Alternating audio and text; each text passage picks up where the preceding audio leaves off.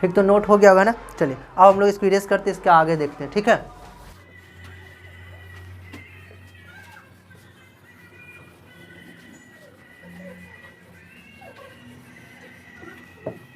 चलो अब देखो, सबसे पहले हम लोग क्या जाने कि ये लोग कहाँ के थे, उसके बाद क्या जाने हम लोग इसके काल को जाने। ठीक है, अब हम लोग जान लेते हैं कि इसका विस्तार, जैसे कि हड़प्पा सभ्यता हम लोग पढ़े थे ना, सेम उसी तरह एक सीक्वेंस में पढ़ेंगे। ठीक है, चलिए तो अब हम लोग क्या जानेंगे, इसके इस विस्तार को जानेंगे कि कहाँ तक ये बसा हुआ था भारत में, मतलब भारत में, या कहा जा सकता है वैदिक सभ्यता के जो लोग थे कहाँ तक बसा हुआ था। ठीक है, ये बात को जानेंगे, या सिंपल से एक वर्ड में अगर कहा जाए तो भौगोलिक क्षेत्र को जानेंगे। क्या जानेंगे? भौगोलिक क्षेत्र को। तो आर्यों के हेडिंग में आप डाल लीजिएगा, आर्यों के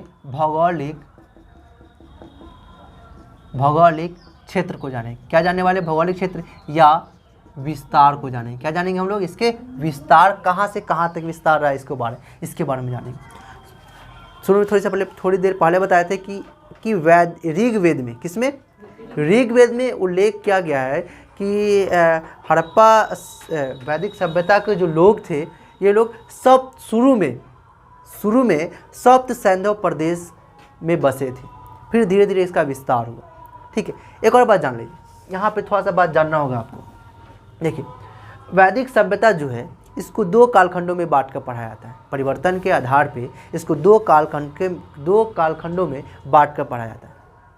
वैदिक सभ्यता को परिवर्तन के आधार से बदलाव देखा गया है, यहाँ के लोगों के रहन सहन में, है ना, बदलाव देखा गया है, जिस आधार पे वैदिक सभ्यता को दो कालखंडों में बांट दिया गया है।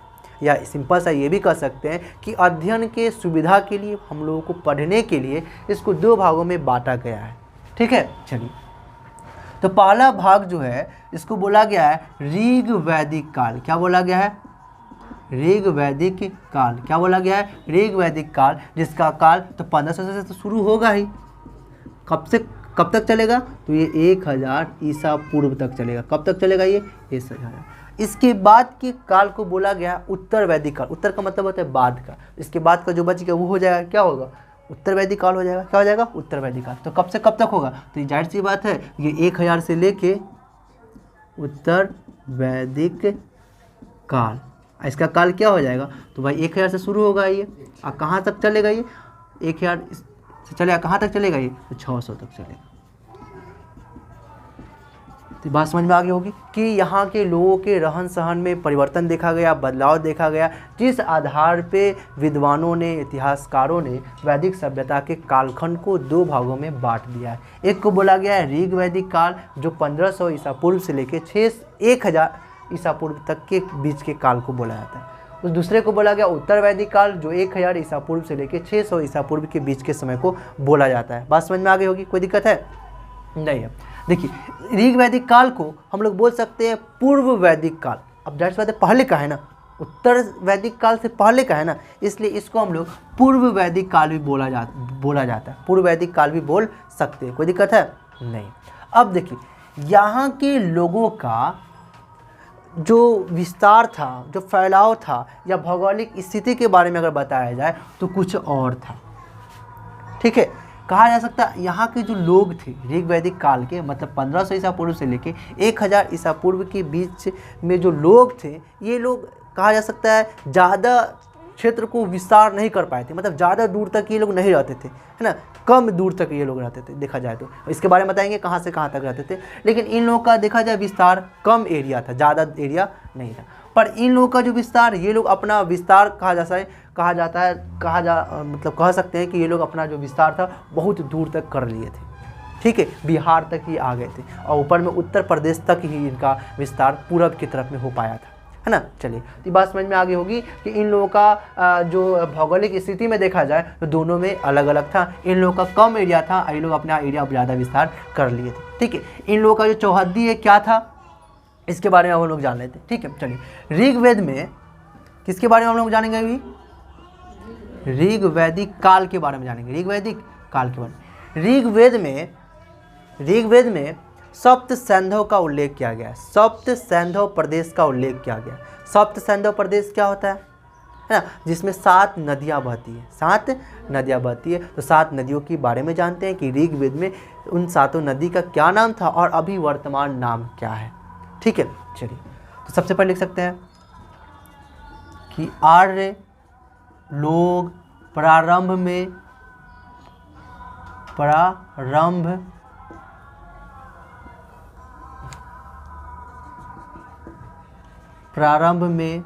है ना सप्त सैंधव प्रदेश कहा जा सकता है, पंजाब से लेके हरियाणा, पंजाब से लेके अफगानिस्तान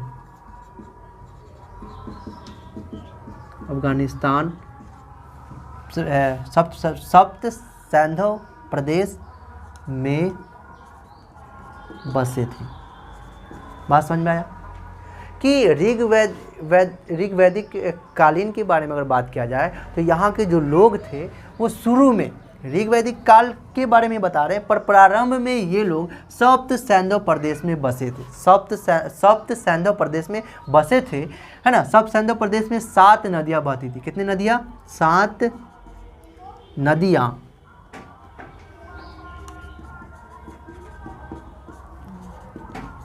7 नदियाँ बहती थी। ठीक है, इन 7 के नाम को जानते हैं। ठीक है, इन 7 नदियों को ही सप्त सैंधव बोला गया, सप्त सैंधव प्रदेश बोला गया। किस में? ऋग्वेद में। किस में बोला गया? ऋग्वेद में। चलिए, तो यहाँ पे हम लिख देंगे प्राचीन नाम, या कह सकते हैं ऋग्वेद में जो नाम लिखा गया है ना वे नाम यहाँ पे हो जाएगा। ठीक है, और यहाँ पे क्या हम लोग जानेंगे? नवीन नाम, या कहा जा सकता है वर्तमान नाम, या वर्तमान नाम, या हम लोग कह सकते हैं नया नाम। ठीक है, चलिए अभी हम लोग बोलते हैं सिंधु। क्या बोलते हैं? सिंधु। इसको प्राचीन नाम या ऋग्वेद में बोला गया हिरण्यमय। क्या बोला गया? हिरण्यमय या सिंधु भी इसको कहीं कहीं बोला गया है। बात समझ में आया? चलिए, फिर इसके बाद देखा जाए तो चिनाब, अभी नाम क्या है? चिनाब है, और इसको ऋग्वेद में बोला गया अस्किनी। क्या बोला गया है? अस्किनी नदी बोला गया। क्या बोला गया? अस्किनी नदी। अभी नाम बोला गया है सतलज। क्या बोला गया? सतलज। और ऋग्वेद में या प्राचीन नाम जो इसका है सतुद्री। क्या नाम है? सतुद्री। बात समझ में आ गई होगी? ठीक, चलो ठीक है। इसके बाद ऋग्वेद में बोला गया है अभी वर्तमान नाम जो है झेलम नदी। क्या नाम है? झेलम। और प्राचीन नाम या ऋग्वैदिक नाम अगर देखा जाए तो इसका नाम क्या है? इसका नाम जो है वितस्ता। क्या नाम है? वितस्ता। क्या नाम है? वितस्ता। 4 हो गया। फिर उसके बाद क्या है? उसके बाद देखा जाए तो ये हो जाएगा रावी नदी। हम लोग अभी रावी बोलते हैं, लेकिन इसको बोला गया है परुशनी नदी। क्या बोला गया? परुशनी नदी बोला गया है। बात समझ में आ गया होगा?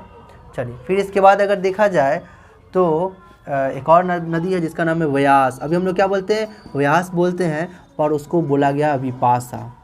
और एक है सरस्वती। हम लोग सरस्वती नदी बोलते हैं, पर इसको बोला गया है, क्या बोला गया है? नहीं, सरस्वती प्राचीन नाम है। सरस्वती क्या है?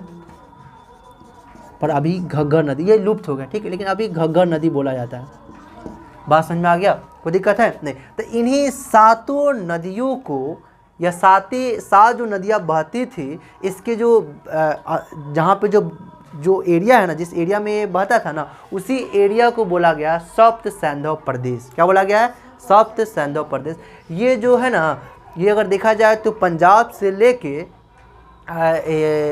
अफगानिस्तान तक ये पूरा नदी बहती थी, जिस वजह से कहा जा सकता है कि आर्य जो लोग थे उनका अगर पश्चिमी विस्तार देखा जाए, पश्चिम में कहाँ तक थे, तो ये लोग अफगानिस्तान तक इसका विस्तार था। कहाँ तक विस्तार था? अफगानिस्तान तक था। बात समझ में आया? चलिए, इस 7 में सबसे महत्वपूर्ण नदी जो बोला गया है सिंधु नदी को बोला गया। किस नदी को बोला गया? सिंधु नदी को बोला गया। ठीक है, तो लिख सकते हैं सबसे महत्वपूर्ण नदी। एग्जाम में सवाल पूछा जा सकता है कि सप्त सैंधव में जो 7 नदियाँ बहती थी उसमें सबसे महत्वपूर्ण नदी किसको माना जाता था? तो आप बता दीजिएगा सिंधु नदी का। या ऋग्वैदिक कालीन में सबसे महत्वपूर्ण नदी किसको माना गया है? तो बता दीजिएगा किसको? सिंधु नदी को। ठीक है, और 1 2 3 4 5, इस पांचों नदियों को सिंधु नदी की रानी कहा जाता है। क्या कहा जाता है? रानी कहा जाता है या पत्नी कहा जाता है। ठीक है, किसका? सिंधु नदी का। बात समझ में आया? चलो ठीक है, इस पांचों नदी को सिंधु नदी की रानी कहा जाता है। बात समझ में आया? या पत्नी। ठीक है, अब देखिए वैदिक सभ्यता में सरस्वती नदी को सबसे पवित्र नदी माना जाता था। क्या माना जाता था? सबसे पवित्र नदी। अभी अगर वर्तमान समय में सबसे पवित्र नदी कौन है? गंगा नदी है, गंगा नदी को माना जाता है। पर इस समय के जो लोग थे, आर्य लोग थे, सबसे पवित्र नदी या सबसे लोकप्रिय नदी के मामले में अगर देखा जाए तो ये कौन था? सरस्वती नदी। ठीक है, तो कहा जा सकता है सबसे पवित्र नदी किसको माना जाता था? तो बता दीजिएगा, सरस्वती नदी को सबसे पवित्र नदी माना जाता था। ठीक है, तो वैदिक सभ्यता के लोग सबसे पवित्र नदी किसको मानते थे? तो आप बता दीजिएगा कि सरस्वती नदी को सबसे पवित्र नदी मानते थे। बात समझ में आ गया होगा? ठीक है, चलो। और सबसे महत्वपूर्ण नदी कौन था? तो बता दीजिएगा सिंधु नदी। वर्तमान में इस पांचों नदी को सिंधु की पत्नी या रानी कहा जाता है। ठीक है, चलो ये बात समझ में आ गई होगी आपको, कोई दिक्कत है? नहीं। तो सप्त सैंधव प्रदेश में 7 नदियां बहती थी। इन 7 नदी के नाम लिखे, है ना? तो आप 7 नदी का नाम बता दीजिएगा कि हिरण्यमयी, अस्किनी, सतुद्री, वितस्ता, परुसनी, विपाशा और सरस्वती, ये 7 नदी हैं। ठीक है, इस 7 नदी के अगर वर्तमान में नाम क्या है, इससे भी एग्जाम में मिलान करने के लिए पूछ दे, है कि नहीं? मिलान करने के लिए बता दिया जाएगा, तो आप बता दीजिए जो चिनाब है वो अस्किनी का है। मिलान करने के लिए दे सकते हैं ना, ऊपर नीचे कर देगा। अब बोलेगा कि भाई मिलाइए कि झेलम नदी का पुराना नाम क्या होगा, तो आप बता दीजिए कि वितस्ता होगा। बस समझ में आया? तो मिलान करने के लिए भी एग्जाम में यहाँ से सवाल दे दिया जाता है। और ऐसे भी एग्जाम में सिंपल सा सवाल पूछ देगा, सतुद्री जो नदी है इसका नवीन नाम या वर्तमान नाम क्या है? तो आप बता दीजिएगा क्या है? सतलज है। क्या है?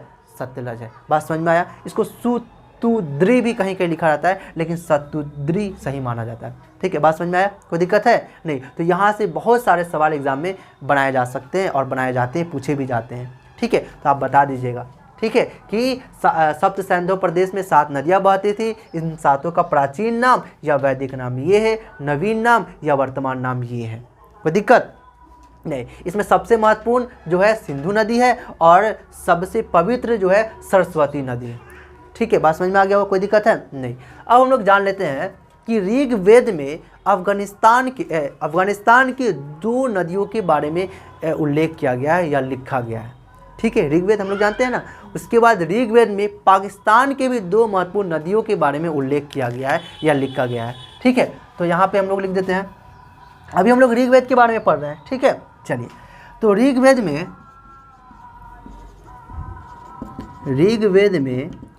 पाकिस्तान के 2 नदियों के बारे में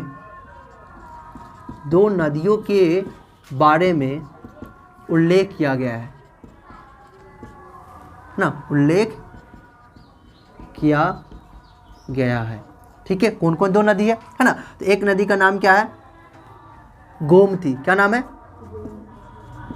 गोमती। ठीक है, लेकिन गोमती नवीन नाम है। गोमती क्या है? नवीन नाम है। इसको लिखा गया है गोमल। क्या लिखा गया है? गोमल। ऋग्वेद में कौन सा नाम लिखा गया है? गोमल नाम लिखा गया है। कौन सा नाम लिखा गया है? गोमल। ठीक है, एक नाम है जिसको लिखा गया है सवात। क्या है? सवात। जो अभी का नाम है जिसको लिखा गया है सुवास्तु। क्या लिखा गया है? सुवास्तु। क्या लिखा गया है? सुवास्तु। ये जो है ये दोनों ऋग्वैदिक नाम है। ठीक है, तो ऋग्वेद में गोमती नदी को गोमल नदी लिखा गया है, सवात नदी को सुवास्तु नदी लिखा गया है। बात समझ में आ गया? कोई दिक्कत है? नहीं। तो ये जो 2 है ये क्या है? ऋग्वेद में है ना, पाकिस्तान की 2 नदियों के बारे में लिखा गया है। गोमती नदी को गोमल नदी लिखा गया है, स्वात नदी को सुवास्तु नदी लिखा गया है। बात समझ में आ गया होगा? ठीक है, और एक और बात जान लीजिए कि गोमती नदी जो है ऋग्वेद में टोटल 19 नदियों के बारे में जिक्र किया गया है। तो सबसे अंतिम जो नदी है वो गोमल नदी। कौन नदी है?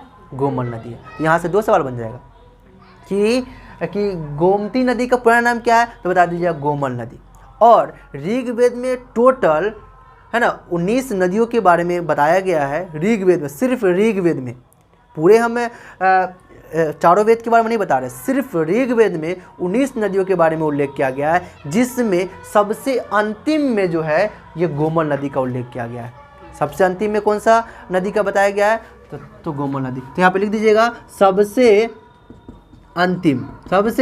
अंतिम जो है ऋग्वैदिक नदियों के बारे में अगर बताया जाए तो सबसे अंतिम में जो नदी है वो गोमती नदी है। कौन सा नदी है, गोमती नदी है।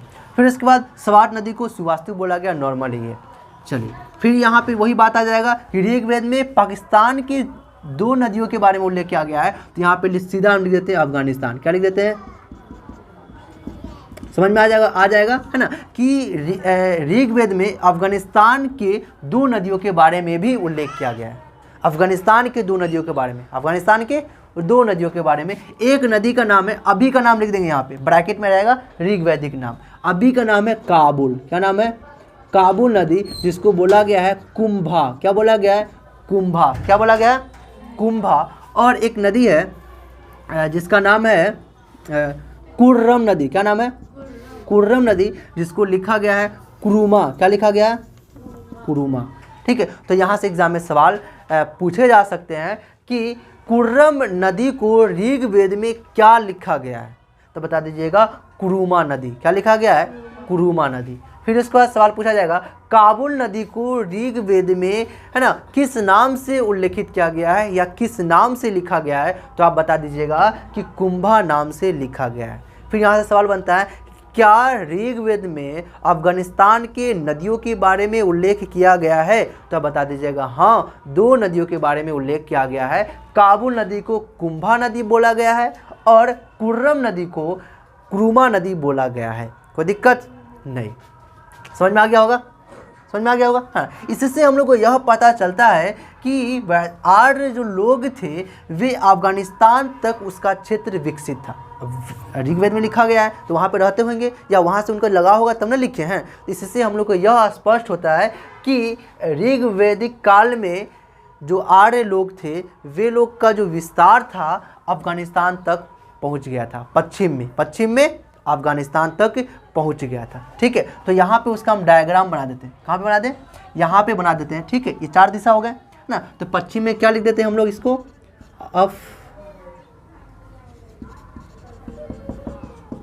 अफगानिस्तान। कोई दिक्कत है, तो पश्चिम में क्या लिख दें इसको, अफगानिस्तान तक इसका विस्तार हो चुका था। ठीक है, अब हम लोग इसके पूरब के बारे में बात कर लेते हैं। ठीक है, चलिए ऋग्वेद में यमुना नदी के बारे में 3 दफ़ा उल्लेख किया गया है। कितना दफ़ा, 3 दफ़ा। कितना दफ़ा, 3 दफ़ा। एग्जाम में सवाल पूछा जा सकता है कि ऋग्वेद में यमुना नदी के बारे में, यमुना के बारे में कितने दफ़ा लिखा गया है, उल्लेख किया गया है, तो बता दीजिएगा 3 दफ़ा का उल्लेख किया गया है। और गंगा नदी का 1 दफ़ा किया गया है। और गंगा नदी का एक और सहायक नदी है सरयू नदी, जिसका 3 दफ़ा उल्लेख किया गया है। कितना दफ़ा उल्लेख किया गया, 3 दफ़ा उल्लेख किया गया है। सबसे पूर्वी छोर पर जो आता है गंगा नदी आता है, लेकिन गंगा नदी का 1 ही दफ़ा उल्लेख किया गया है। इस वजह से इतिहासकार जो है यमुना नदी को सबसे पूर्वी स्थल मानते हैं। किसका, ऋग्वैदिक कालीन का। ठीक है, तो हम लोग कह सकते हैं कि ऋग्वैदिक कालीन में जो आर्य लोग थे उसका पूर्वी विस्तार जो था यमुना नदी तक था। कहाँ तक था, यमुना नदी तक था। यमुना नदी जो है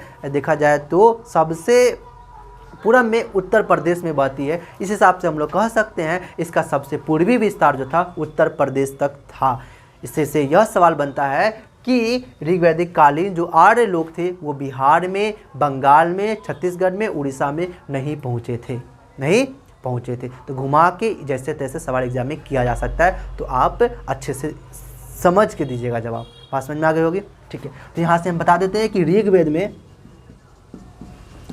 में 3 दफ़ा सीधा कहते हैं 3 बार यमुना नदी भी गंगा नदी की सबसे बड़ी सहायक नदी है ये। ठीक है, तो ऋग्वेद में 3 बार यमुना, 1 बार गंगा, 3 बार सरयू। और हम इसके नदियों के बारे में जानेंगे, है ना। बहुत सारे नदी, 31 टोटल नदी है, लेकिन हम लोग अभी सिर्फ विस्तार के बारे में जान रहे हैं कि इसका कहाँ चौहद्दी क्या है, चौहद्दी जान रही है। ठीक है, चलिए तो यहाँ से हम लोग को यह समझ में आता है कि इन तीनों में जो है सबसे पूर्वी छोर पे जो है गंगा नदी। कौन नदी है, गंगा नदी है। तो गंगा नदी जो है जिसका एक बार उल्लेख किया गया है, कितना बार उल्लेख किया गया है? एक बार उल्लेख किया गया है, जिस वजह से इतिहासकारों ने कहा कि 3 बार यमुना नदी का किया गया। तो हो सकता है यमुना नदी तक पूर्ण रूप से वे लोग विकसित हुए होंगे, है ना। जिस आधार पे हम लोग कह सकते हैं कि इसका सबसे पूर्वी जो छोर था कहाँ तक था? यमुना नदी तक था। यमुना नदी इसका मतलब यूपी तक था। कहाँ तक था?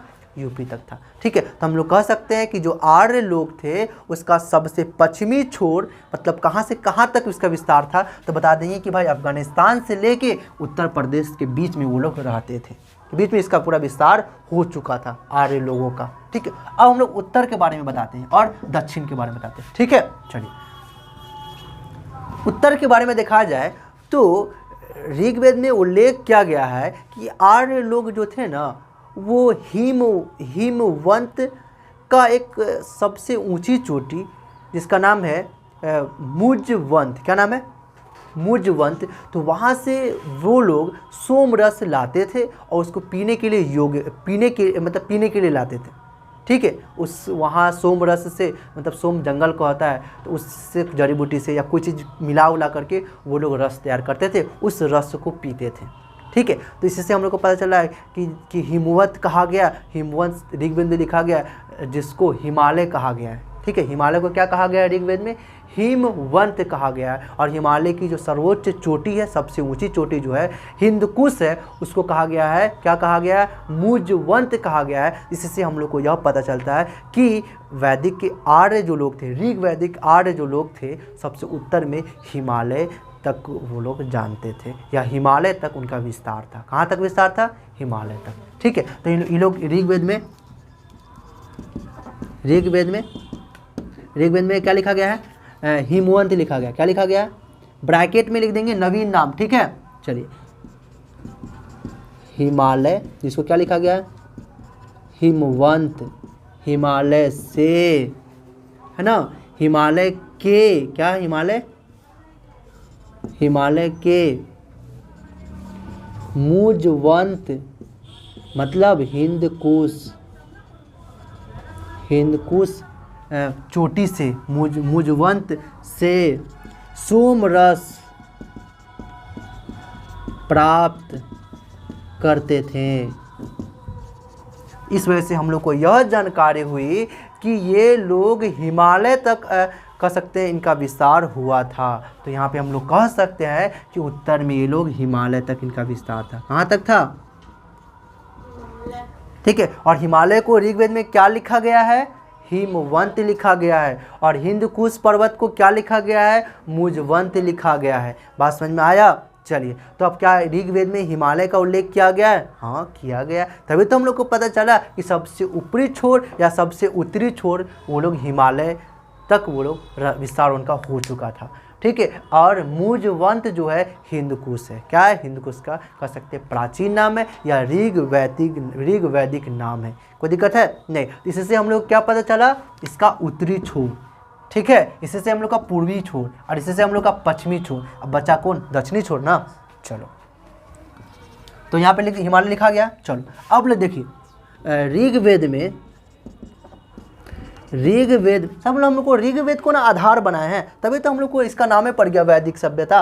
और इसका नाम ऋग्वैदिक क्यों पड़ा? क्योंकि इस सभ्यता के इस काल के बारे में हम लोग को पूर्ण रूप से जो भी जानकारी हुई है ऋग्वेद से हुई है। इस वजह से ऋग्वेद का इतना दफ़ा जिक्र हो रहा है। कोई दिक्कत है? समझ में आ रहा होगा एकदम अच्छा से।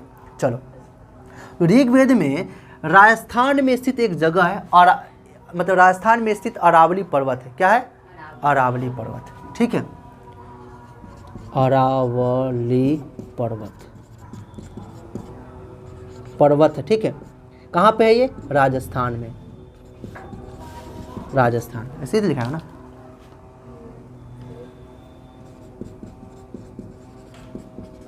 ठीक है, राजस्थान में। ठीक है, तो हम लोग कह सकते हैं इसका दक्षिणी ऋग्वेद में लिखा गया है कि अरावली पर्वत के बारे में जिक्र किया गया है ना। इसके बाद जो हो गया नर्मदा नदी मान लीजिए या सतपुरा पर्वत मान लीजिए या विंध्य पर्वत मान लीजिए, इन सारे बातों का ऋग्वेद में उल्लेख नहीं है।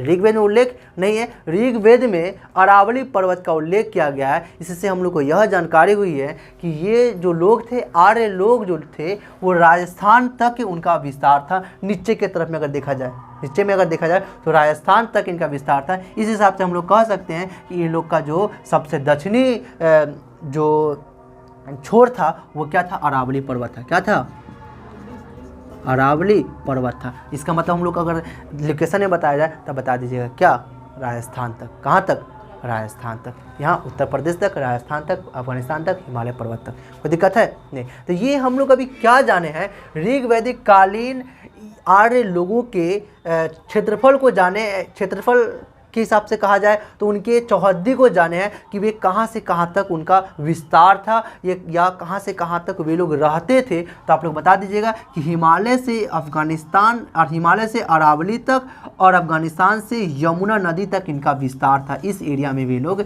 रहते थे। आप मैप में ज़रूर ढूंढिएगा कि अफगानिस्तान कहाँ है और उत्तर प्रदेश कहाँ है, और देखिएगा कि कितना दूर में वैदिक आर्य का विस्तार था। और हिमालय पर्वत ढूंढिएगा, नीचे में अरावली पर्वत ढूंढिएगा और देखिएगा कि कितना लंबाई करने का मतलब वही उत्तर दक्षिण इसके में कितना इसका विस्तार था, कहाँ से कहाँ तक ये फैला था। ठीक है, तो ये सारे बात अभी हम लोग जो जाने हैं ये ऋग्वैदिक कालीन आर्य लोगों के बारे में जाने हैं। फिर अब हम लोग इसको अच्छे से नोट कीजिए, फिर अब हम लोग वैदिक कालीन लोगों के बारे में जानेंगे। ठीक है, पहले नोट कीजिए फिर इसके बाद चलिए। तो आगे हम लोग आप लोग देखते हैं, नोट हो गया होगा ना। अब हम लोग देखते हैं ऋग्वैदिक कालीन आर्य लोगों का भौगोलिक स्थिति को देख लिए। अब हम लोग है ना वैदिक कालीन लोगों के भौतिक स्थिति को देखेंगे।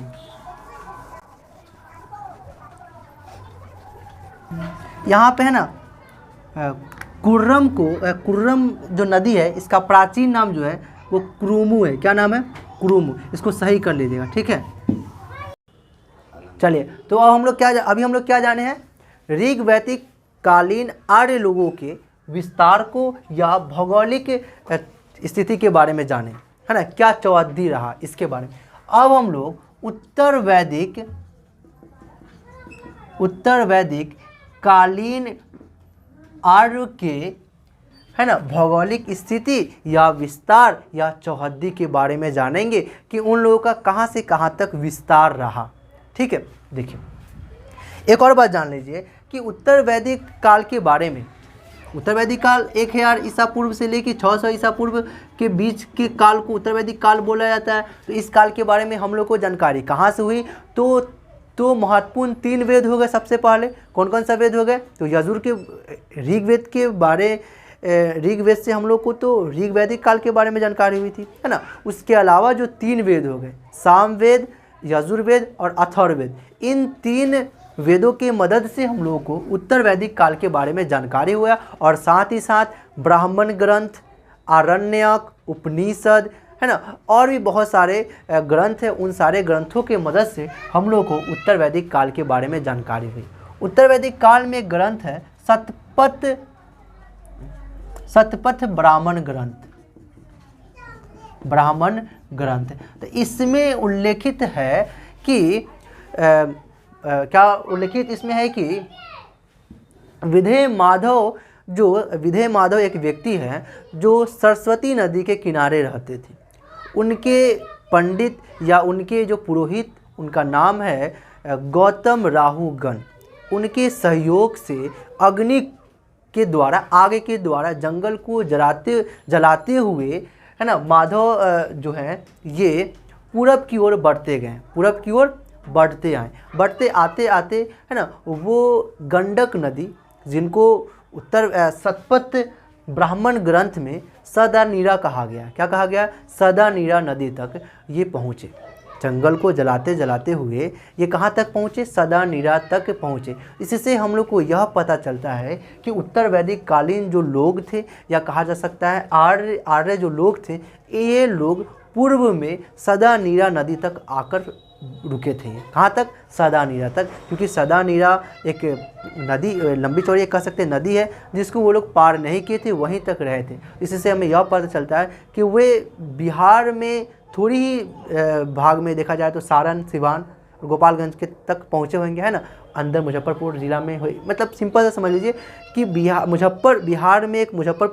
बिहार में है ना, बिहार के थोड़ा ही दूर तक वो आ पाए थे, बहुत पूरे बिहार में उनका विस्तार नहीं हो पाया था। कहा जा सकता है, सिंपल सी बात अगर कहें तो वैदिक आर्य जो लोग थे है ना, उत्तर वैदिक आर्य जो लोग थे, इन लोगों का अगर पूर्व की तरफ विस्तार अगर देखा जाए तो कहाँ तक था, तो उत्तर प्रदेश के थोड़ा आगे कहा जा सकता है, तो उत्तर प्रदेश तक ही नॉर्मली कहा जा सकता है, नहीं तो हम लोग कह सकते हैं गंडक नदी तक। कहाँ तक?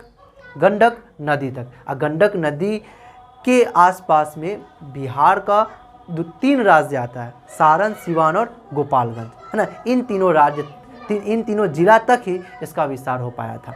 ठीक है, चलिए, तो क्या नाम है इसका? तो माधव और अपने पुरोहित गौतम राहुगण के सहयोग से जंगल को आग से जलाते हुए पूरब की ओर बढ़ते गए, बढ़ते बढ़ते कहाँ तक पहुँचे? सदा नीरा नदी तक पहुँचे, है ना। तो इस हिसाब से कहा जा सकता है कि वैदिक आर्य जो थे, उत्तर वैदिक आर्य जो लोग थे, उन लोगों का पूर्वी देखा जाए जो विस्तार था वो सदा नीरा यानी वर्तमान नाम गंडक नदी तक था। ठीक है, चलिए, तो हम लोग कह सकते हैं कि विधेय माधव और इनके पुरोहित का नाम क्या था? गौतम राहुगण के साथ विधेय माधव और इनके पुरोहित गौतम राहुगण के साथ, है ना, जंगल को जलाते हुए पूरब की ओर सदा नीरा नदी तक आए, सदा नीरा नदी को पार नहीं किए। इस हिसाब से कहा जा सकता है कि ये पूरा बिहार में इनका विस्तार नहीं हो पाया था। बिहार के कुछ ही जिला तक, वर्तमान में जो सारण, सिवान, गोपालगंज जो जिला है, यहीं तक इनका विस्तार हो पाया था। या कहा जा सकता है कि सदा नीरा को अगर नाम देखा जाए गंडक, क्या नाम है? गंडक नदी। ठीक है, तो गंडक नदी तक ही इसका विस्तार था, कहा जा सकता है उत्तर प्रदेश के अंतिम छोर तक, ये ना कहा जा सकता है। उत्तर प्रदेश के समाप्ति होने के बाद ही तो सदा नीरा नदी है, तो कहा जा सकता है कि उत्तर प्रदेश के अंतिम छोर तक, अंतिम जगह तक, है ना, उत्तर वैदिक के कालीन के जो लोग थे इनका विस्तार हो पाया था। ठीक है, तो ये वाला जो था आर्यों का था, ऋग वैदिक आर्यों का था। ऊपर में हम लोग ऊपर में उत्तर वैदिक आर्य का बना देते हैं, उत्तर वैदिक आर्य का। ठीक है, तो पूरब के बारे में अगर देखा जाए तो पूरब में कहाँ तक था इसका? गंडक नदी तक। कहाँ तक? गंडक नदी तक। गंडक नदी बिहार में मुजफ्फरपुर एक ज़िला है ना, उस मुजफ्फरपुर ज़िला इससे सटा हुआ है। ठीक है, चलिए, तो यहाँ तक। पश्चिम में अगर देखा जाए तो ये अफगानिस्तान तक ही इसका प्रमाण मिलता है। ठीक, अफगानिस्तान में अफगानिस्तान के 2 नदियों का ऋग्वेद में उल्लेखित किया गया है ना। क्या उल्लेखित किया गया? कौन नदी है? तो एक क्या है? कुर्रम नदी, जिसको क्रूमू नदी कहा गया है, और एक क्या? काबुल नदी, जिसे क्या कहा गया? कुंभा नदी कहा गया है। ठीक है, चलिए, ये जान ली। अब ऊपर में देखा जाए तो ऊपर में सेम वही हिमालय नदी तक, हिमालय पर्वत तक इनका विस्तार था। कहाँ पे? कौन लोगों का? तो ये उत्तर वैदिक आर्य लोगों का, हिमालय तक। हिमालय में बता चुके हैं, हिमालय को ऋग्वेद में कहा गया है? हिमवंत कहा गया है। उसके बाद उसके जो हिंदू कुश जो पर्वत श्रृंखला है, सबसे सर्वोच्च पर्वत श्रृंखला जो है ना, उसको क्या कहा गया है? मुजवंत कहा गया है। तो वहाँ से आर्य लोग, है ना, क्या करते थे? सोमरस प्राप्त करते थे और उसको पीते थे वो लोग। चलिए, अब हम लोग, है ना, ये समझ में आ गया होगा, पूरब के बारे में समझ में आ गया होगा। एक और ख़ास बात अब हम लोग जानते हैं, शतपथ ब्राह्मण ग्रंथ में ही, शतपथ ब्राह्मण ग्रंथ में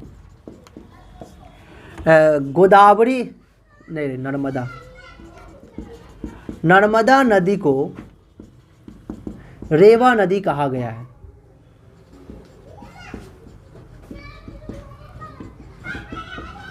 ठीक है, इससे हम लोग को यह समझ में आता है कि शतपथ ब्राह्मण ग्रंथ में नर्मदा नदी का जिक्र किया गया है। तो इससे यह हम लोगों को पता चलता है कि उत्तर वैदिक कालीन लोग जो थे वो रेवा नदी तक अपना विस्तार कर चुके थे। कहाँ तक? रेवा नदी तक, मतलब नर्मदा नदी तक। और नर्मदा नदी कहाँ? तो ये गुजरात, महाराष्ट्र, मध्य प्रदेश में बहती है। इस हिसाब से कहा जा सकता है कि इसका दक्षिण में। चलिए, तो उम्मीद करते हैं सारा समझ में आ गया होगा, है ना। थोड़ी सा जल्दी जल्दी रिवाइज कर लेते हैं, है ना, कि विदेह माधव के बारे में जिक्र किया गया शतपथ ब्राह्मण ग्रंथ में, है ना, कि विदेह माधव जो सरस्वती नदी के किनारे रहते थे और ये और इनके एक पुरोहित जो थे या पंडित कहा जा सकता है, गौतम राहुगण के साथ ये अग्नि के द्वारा आग से जंगल को जलाते हुए वे पूरब की ओर बढ़ते गए। बढ़ते बढ़ते बढ़ते वो सदानीरा नदी तक पहुँचे। सदानीरा नदी को वो पार नहीं कर पाए, कहा जा सकता है, या नहीं किए, है ना। तो इससे हम लोग को यह जानकारी होती है कि आर्य लोग, या कहा जा सकता है उत्तर वैदिक के कालीन आर्य जो लोग थे वो सदानीरा नदी तक वो, है ना, उनका विस्तार हो चुका था, यहाँ तक वो आए थे। ठीक है, चलिए। और देखा जाए अगर पश्चिम के बारे में बात किया जाए तो अफगानिस्तान तक, उत्तर में हिमालय पर्वत, क्योंकि हिमालय पर्वत में मुंजवंत नामक एक चोटी था जहाँ से वो लोग सोम रस प्राप्त करते थे और सोम रस वो पीते थे। नर्मदा नदी के बारे में उल्लेख किया गया शतपथ ब्राह्मण ग्रंथ में। नर्मदा नदी को रेवा नदी कहा गया है। तो एग्जाम में सवाल पूछा जा सकता है कि रेवा नदी का प्राचीन नाम या वैदिक नाम या शतपथ ब्राह्मण ग्रंथ में नर्मदा नदी को क्या कहा गया है, तब बता दीजिएगा। रेवा नदी कहा गया है। ठीक है, तो शतपथ ब्राह्मण ग्रंथ में रेवा नदी, विंध्य पर्वत और सतपुरा के बारे में उल्लेख किया गया है। इससे हम लोग को यह जानकारी होती है कि ये लोग दक्षिण में नर्मदा नदी तक विस्तार कर चुके थे। उम्मीद करते हैं सारा अच्छा लगा होगा। नेक्स्ट डे में हम लोग क्या पढ़ेंगे कि ऋग्वेद के बारे में पहले पढ़ेंगे, फिर उसका उत्तर वैदिक के बारे में पढ़ेंगे। ऋग्वैदिक के कालीन के बारे में यह जानेंगे कि यहाँ के जो लोग थे, इन लोगों का सामाजिक जीवन कैसा था, धार्मिक जीवन कैसा था, आर्थिक जीवन कैसा था, व्यापार वाणिज्य का क्या था, उद्योग धंधा क्या था। इन सारी बातों को एक क्रम में सिस्टमेटिक तरीके से हम लोग देखेंगे। फिर उसके बाद हम लोग यह देखेंगे कि उत्तर वैदिक कालीन आर्य लोगों का जीवन कैसा था, सामाजिक जीवन, धार्मिक जीवन, आर्थिक जीवन, व्यापारिक जीवन, उद्योग धंधा, कपड़ा लत्ता, या फिर देखा जाए तो वेशभूष, आभूषण, मनोरंजन करने का स्थिति, इन सारी बातों को हम लोग देखेंगे। फिर इसके बाद हम लोग आगे कंटिन्यू करेंगे जैन धर्म, बौद्ध धर्म, शैव धर्म, वैष्णव धर्म। फिर उसके बाद महाजनपद का आगमन होगा तो हम लोग राजा शासकों के बारे में हम लोग देखेंगे। उम्मीद करते हैं ये सारा अच्छा लगा होगा। इसी तरह हमसे डीप में गहराई से पढ़ने के लिए हमारे चैनल से जुड़ के, है ना, हमसे आगे कंटिन्यू कर सकते हैं। ठीक है, तो हमारे चैनल को सब्सक्राइब कर दीजिए, बेल भी बजा दीजिए ताकि हम जब भी वीडियो अपलोड करें मिस ना हो। और हर दिन 3 बजे वीडियो अपलोड की जाती है। ठीक है, चलिए, thank you so much for watching this video. Next day हम लोग आगे पढ़ते हैं।